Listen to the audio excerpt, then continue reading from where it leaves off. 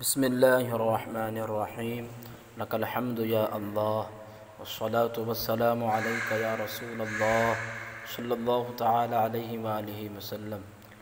محترم عزیز طلباء،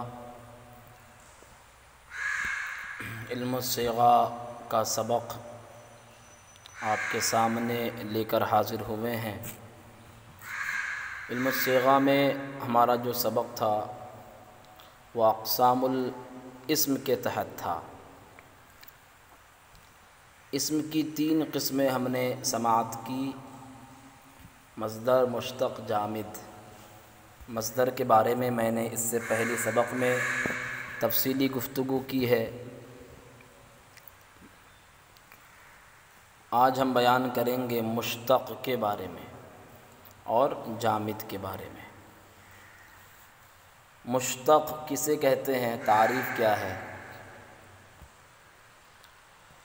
تو مصنف علیہ الرحمہ نے مشتق کی تعریف بیان کی ہے اور اس کے تحت جو بھی تفصیلات ہے وہ ساری چیزیں بیان کی ہے۔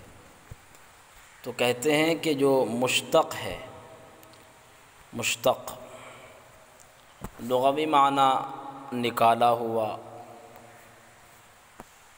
اسی طرح اصطلاحی تعریف ہے کہ مشتق وہ اسم ہے کہ جو فعل سے بنا ہو، جو فعل سے بنا ہو۔ جیسے الضارب ہے اور مضروب ہے، یہ تمام مشتق ہیں۔ اب پھر آگے بیان کی ہے کہ جو مصدر ہے اور جو مشتق ہے، مصدر کی تعریف آپ نے شروع میں پڑھ لی ہے۔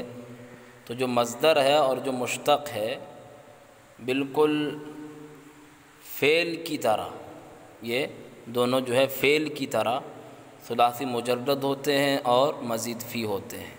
اسی طرح رباعی مجرد ہوتے ہیں اور رباعی مزید فی ہوتے ہیں۔ خماسی نہیں ہوتے، جس طرح فعل خماسی نہیں ہوتا اسی طرح یہ بھی جو ہے خماسی نہیں ہوں گے، ثلاثی مجرد مزید فی ہوں گے، اسی طرح رباعی مجرد و مزید فی ہوں گے۔ پھر اسی طرح جس طرح فعل صحیح، محموز، معتل، مضاعف ہوتا ہے، اسی طرح یہ دونوں بھی صحیح، محموز، معتل اور مضاعف ہوں گے۔ یعنی محموز کی جو 3 قسمیں ہیں وہ بھی شامل ہے۔ اسی طرح معتل کی جو اقسام ہیں، معتل بیک حرف، پھر بدو حرف، اس طرح جو ہے پھر معتل فا، معتل عین، معتل لام، یعنی مثال، اجوف، ناقص، یہ جتنی ساری چیزیں ہیں یہ تمام کے تمام یہ دونوں بھی ہوں گے۔ اتنے کا ترجمہ دیکھ لیجئے۔ والمشتق اسم مستخرج من الفعل، مشتق وہ اسم ہے جو کہ فعل سے بنا ہو، مثل الضارب والمضروب، جیسے الضارب والمضروب۔ وکل من المصدر والمشتق ينقسمان الى الثلاثی المجرد والمزید فیہ، اور مصدر و مشتق میں سے ہر ایک منقسم ہوتے ہیں ثلاثی مجرد و مزید فی کی طرف، والرباعی المجرد والمزید فی، اور رباعی مجرد و مزید فی کی طرف۔ کافعالہما، اپنے افعال کی طرح، یعنی جو افعال ہے انہی کی طرح۔ وَهَكَذَا إِلَىٰ أَقْسَامِ الْحُرُوفِ الْعَشَرَةِ مِنَ الصَّحِيحِ وَغَيْرِهِ، اور اسی طرح حروف کے ان 10 قسموں کی طرف منقسم ہوتے ہیں۔ اب کون؟ وہ من بیانیہ سے بیان کر رہا، الصحیح وغیرہ، صحیح اور جو ان کے علاوہ ہے۔ تو حروف کے ان 10 اقسام کی طرف بھی منقسم ہوتے ہیں، یعنی صحیح، محموز، معتل، مضاعف، یہ تو 4 قسمیں بیان کی ہے۔ اس کے علاوہ چونکہ اس کو 10 قسموں میں بھی شمار کرتے ہیں، اسی طرح 14 قسموں میں بھی میں نے شمار کر کے آپ کو دکھایا ہے۔ تو وہی قسمیں صحیح، محموز، معتل، مضاعف، پھر محموز کی 3 قسمیں ہیں، معتل کی بھی قسمیں ہیں، معتل فا، معتل عین، معتل لام، اسی طرح مقرون، مفروق، پھر مضاعف، ثلاثی، رباعی، تمام چیزیں جو ہیں ان کی طرف بھی یہ دونوں منقسم ہوتے ہیں۔ چلیے مشتق کے بارے میں بات ہو گئی۔ اب چلتے ہیں جامد کی طرف۔ والجامد، جامد، تو جامد کسے کہتے ہیں؟ تو کہتے ہیں جامد جو مصدر و مشتق کے علاوہ جو ہے وہ اس میں جامد ہے۔ جامد ویسے تعریف کتابوں میں اس طرح بھی ہے کہ جو خود نہ کسی سے بنے اور نہ ہی اس سے کوئی چیز بنے، جو خود کسی سے نہیں بنتا اور نہ ہی اس سے کوئی بنتا ہے، جو خود کسی سے نہیں بنتا اور نہ ہی اس سے کچھ بنے تو یہ جامد ہے۔ جامد جو ہے مصدر و مشتق کی طرح ثلاثی مجرد بھی ہوتا ہے، مزید فی بھی ہوتا ہے، اسی طرح رباعی مجرد بھی ہوتا ہے، مزید فی بھی ہوتا ہے۔ اب اس میں ایک چیز بڑھ جاتی ہے کہ فعل مصدر و مشتق چونکہ خماسی نہیں ہوتے، لیکن جامد کیا ہے، یہ خماسی بھی ہوتا ہے اور اسی کے ساتھ ساتھ خماسی مجرد و مزید فی بھی ہوتا ہے۔ تو ایک دو چیزیں بڑھ گئی، کیا؟ خماسی مجرد اور خماسی مزید فی۔ جامد جو ہوتا ہے ثلاثی مجرد و مزید فی، رباعی مجرد و مزید فی اور خماسی مجرد و مزید فی، یہ جامد ہوتا ہے۔ تو کل ملا کے جو ہے تعداد حروف کے اعتبار سے مصدر و مشتق اور جو ہے فعل جو ہے اس کی کتنی قسمیں ہوتی ہے؟ 4، لیکن جامد جو ہے تعداد حروف کے اعتبار سے اس کی کل 6 قسمیں ہو جاتی ہے۔ ثلاثی مجرد مزید فی اور رباعی مجرد مزید فی 4 قسمیں ہو گئی، اسی طرح خماسی مجرد و مزید فی 6 قسمیں ہو گئی۔ اسی طرح جو جامد ہے وہ ان 10 قسموں کی طرف بھی منقسم ہوتا ہے جو صحیح، محموز، معطل، مضاعف۔ اب اس میں 4 ہم نے بتائی، پھر جو اس کے تحت جو اقسام آ جاتے ہیں، لفیف ہے، مقرون ہے، مفروق ہے، اسی طرح معطل، فا، عین، لام، یہ جو تمام ہے، ان تمام کی طرف بھی جو ہے جامد منقسم ہوتا ہے۔ اب آپ اتنے کا ترجمہ دیکھیں۔ والجامد هو اسم غیر المصدر والمشتق، جامد وہ اسم ہوتا ہے جو کہ مصدر و مشتق کے علاوہ ہو۔ وهو ايضا ينقسم الى الثلاثي المجرد والمزید فی، اور وہ بھی جو ہے یعنی جامد بھی منقسم ہوتا ہے ثلاثی مجرد و مزید فی کی طرف، نحو جیسے رجل و حمار، رجل اور حمار، والرباعی المجرد والمزید فی، رباعی مجرد و مزید فی کی طرف، مثل جیسے جعفر و قرطاس، وإلى الخماسی المجرد والمزید فی، اور خماسی مجرد و مزید فی کی طرف، مثل جیسے سفرجل وقبعثر۔ وكذلك ينقسم هذا القسم إلى أقسام الحروف العشرة المشهورة، اور اسی طرح یہ قسم منقسم ہوتا ہے حروف کے ان 10 قسموں کی طرف جو کہ مشہور ہیں، جو آپ نے ابھی سماعت کی 10 قسمیں۔ والصرفیون یبحثون کثیرا عن الفعل، اب یہاں سے ایک بات بیان کرتے ہیں کہ صرفی حضرات جو ہے یہ فعل سے بحث کرتے ہیں۔ کیوں فعل سے بحث کیوں کرتے ہیں؟ عام طور پر فعل سے بحث کرتے ہیں تو کیوں کرتے ہیں؟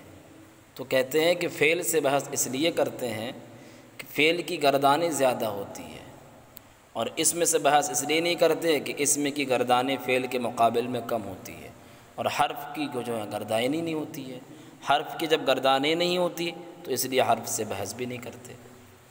دیکھیں والصرفیون یبحثون کثیرا عن الفعل، اور صرفی حضرات زیادہ تر فعل سے بحث کرتے ہیں، لأن للفعل تصاریف کثیرۃ، اس لیے کہ فعل کی گردانیں زیادہ ہیں، وللاسم قلیلۃ، اور اسم کی کم ہے، ولا یکون للحرف تصریف ابدا، اور حرف کی کبھی بھی کوئی گردان نہیں ہوتی۔ الاسئلہ، سبق تو ہو گیا، اب اسئلہ سے کچھ سوالات ہیں، سوالات آپ دیکھ لیں۔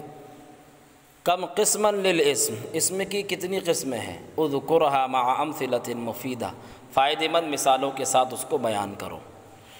الی کم قسما ینقسم الجامد، جامد کتنے قسموں تک منقسم ہوتا ہے وہ آپ کو بیان کرنا ہے۔ سوال نمبر 3، کم قسما للمصدر والمشتق من حيث عدد حروفها وکم قسما لهما من حيث انواع حروفهما۔ مصدر و مشتق کی کتنی قسمیں ہوتی ہے تعداد حروف کے اعتبار سے، اور کہ ان دونوں کی کتنی قسمیں ہوتی ہیں یعنی مصدر و مشتق کی حروف کے اقسام کے اعتبار سے، یعنی مصدر و مشتق کی اقسام حروف کے اعتبار سے کتنی قسمیں ہیں، اسی طرح تعداد حروف کے اعتبار سے کتنی قسمیں ہیں وہ آپ کو بیان کرنا ہے۔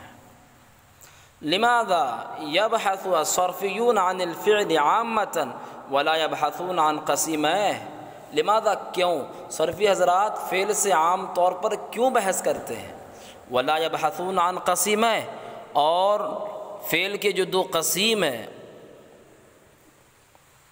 فعل کے جو دو قسیم ہیں ان سے بحث کیوں نہیں کرتے؟ صرفی حضرات فعل سے عام طور پر بحث کیوں کرتے ہیں اور اس کے قسیموں سے بحث کیوں نہیں کرتے؟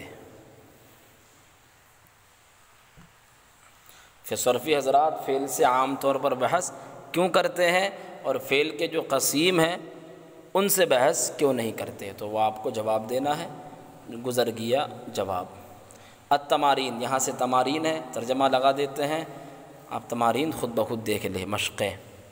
بین المصدر والجامد والمشتق، مصدر و جامد و مشتق کو بیان کرو، ثم وزعه الى اقسام الستہ والعشرہ فی المفردات الآتیہ، پھر اس کی تقسیم کرو اقسام ستہ اور عشرہ کی طرف آنے والے مفردات میں۔